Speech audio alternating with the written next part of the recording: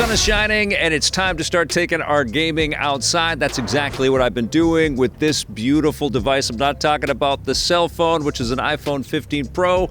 I'm talking about the controller, which is the brand new Razer Kishi Ultra. And this thing levels up mobile gaming to a degree that I've never seen before, and it's something I've been asking for a very long time, and I'm going to tell you all about why I love this thing right after this word from our sponsor. A soldier's greatest wish is not to be working after all. If it helps, there was a noble sacrifice for the betterment of humankind. Laying down arms and surrendering is, well, it's not the worst of our available options. We should just finish this! All right, who's next? Keep them coming. I also chose my path, and I will see it through to the end!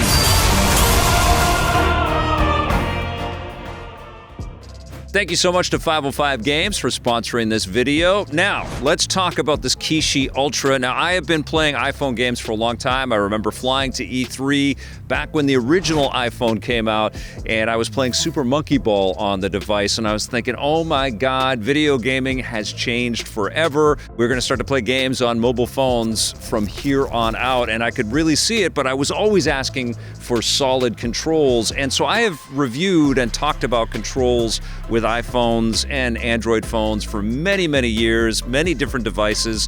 I think one of the most recent ones was the Backbone, the PlayStation version of the Backbone for the iPhone, which is still very cool, but it has never felt like a true console experience until today.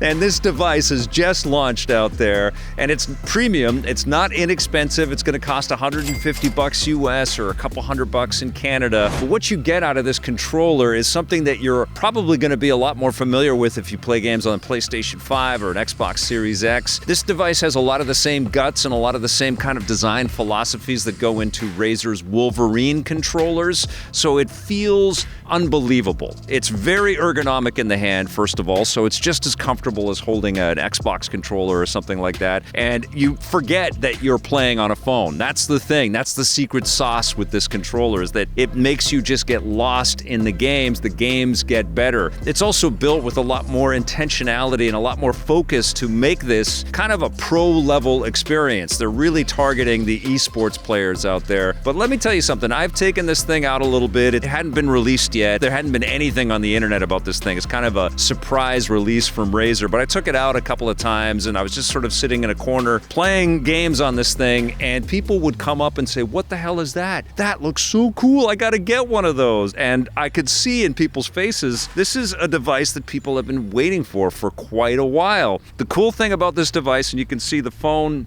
stays in the case. I've got it in the case right here. It's a solid back, so it doesn't flex, it doesn't sort of collapse down to something smaller, so you have to kind of prepare for that when you're taking this out, for sure. But my phone stays in the case. It's very easy to just slide it onto the back of the Ultra, and it just slides right into place.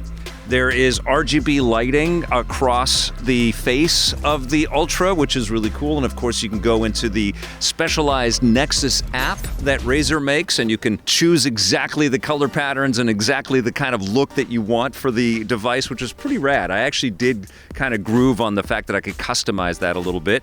There are also some incredibly cool haptics in this device as well. They call them the Sensa HD haptics, which are tied to audio cues within the game. And I know that Razer is starting to work with developers to make special haptic experiences, so you really feel like the subtleties of game experiences. And I think they're targeting kind of a lot of the same kind of fidelity that we're seeing out of the PlayStation 5 DualSense. I have to admit, I haven't played with this thing for as many months as I've been playing the DualSense, and that's my favorite controller still. I love that freaking thing. But I have been shocked at how close to parity playing with this thing has been for me. And I've been playing a little bit of everything. I jumped into Call of Duty Mobile the other night, and I just started to play with a bunch of noobs because I hadn't really kind of sunk into that. You guys know I don't play a ton of free-to-play stuff, but I was impressed with the experience, and I was dominating like crazy with this thing. Right out of the gate, I was just blasting everybody. I was pissing my teammates off and also the other team because I was crushing everyone with this thing. And of course, the game recognized that I've got another device plugged into this, and so they put me into other matches with other people with controllers controllers, and it started to even out a little bit more, but I felt like I was playing the console experience of Call of Duty, which was pretty freaking rad. I also have enjoyed playing NBA 2K24 Arcade Edition on Apple Arcade. I'm a big fan of what Apple Arcade is doing. They remove all the microtransactions from games, and they don't have a price on these games. You're basically subscribing, but they've got lots of pretty decent stuff in there. There's Sonic games.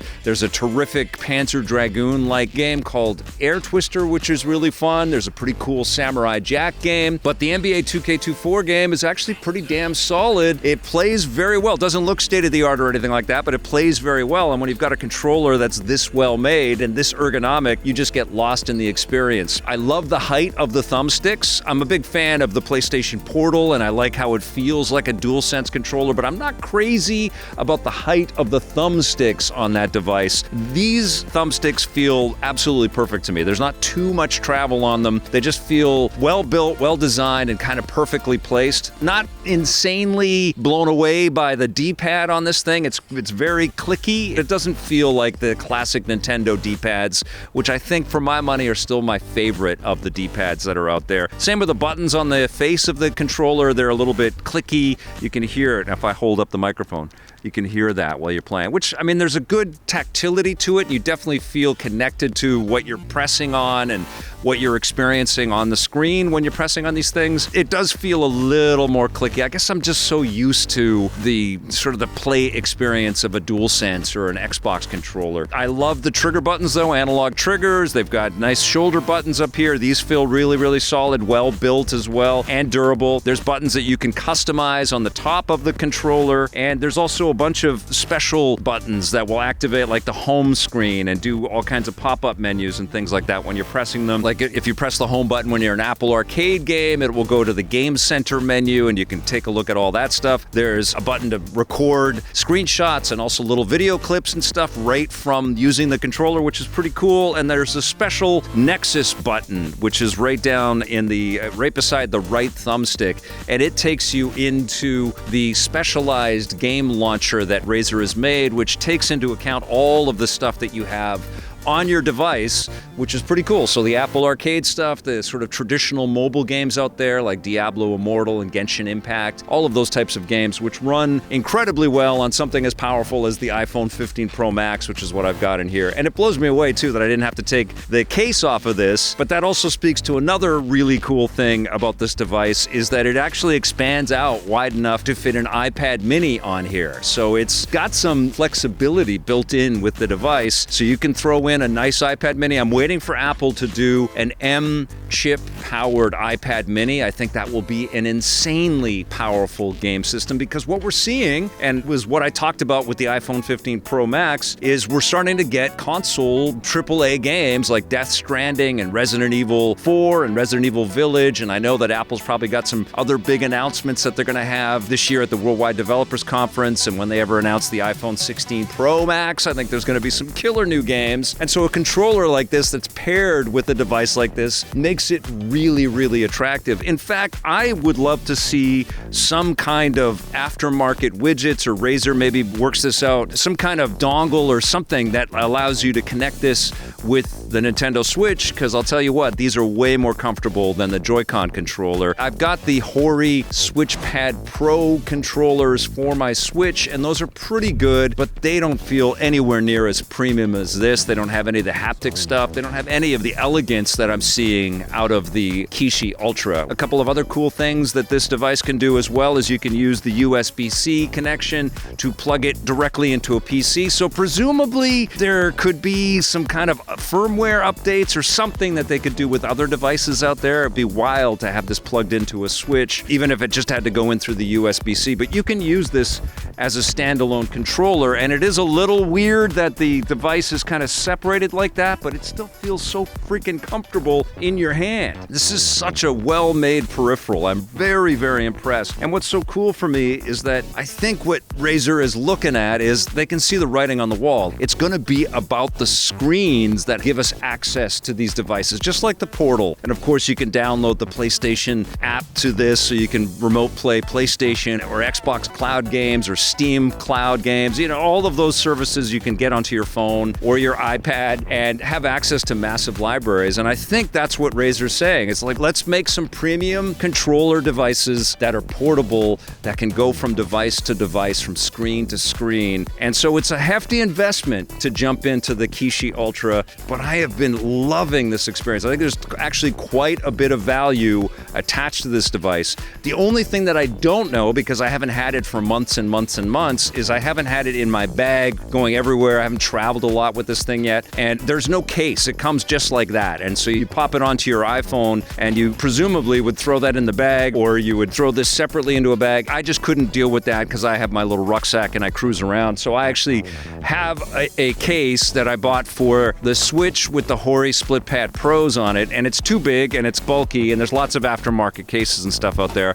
But Razer should have, I think, shipped a case with something so freaking cool. They should have shipped a protective case as part of the purchase price to keep this thing secure and safe. I would hate to spend this much and have a joystick go in one direction for too long and it feels a little wonky, or a button pressed for too long, like some kind of, sandwich is pressed on a button forever and it just becomes a little less sensitive or whatever. But I'm impressed, man. This is a fantastic device. And I think if you're starting to play games on your phone or your tablet, because there are tons of different experiences. Oh, and that's another thing. While testing out this controller, I wanted to check out Hades, because I've been playing Hades again on my Switch and I've been having a good time. And I thought, man, Hades would be awesome on the iPhone with a controller like this. I went into the App Store, and what did I find? Hades is part of what Netflix is offering. And I don't know if everybody knows this, but if you have a Netflix account, you can get all kinds of games. You just have to log in on your phone, and there's Hades, there's Teenage Mutant Ninja Turtles, Shredder's Revenge, there's Kentucky Route Zero, there's some kind of a cutesy Rainbow Six game. Dead Cells is actually included in both Apple Arcade and in Netflix, which is pretty rad.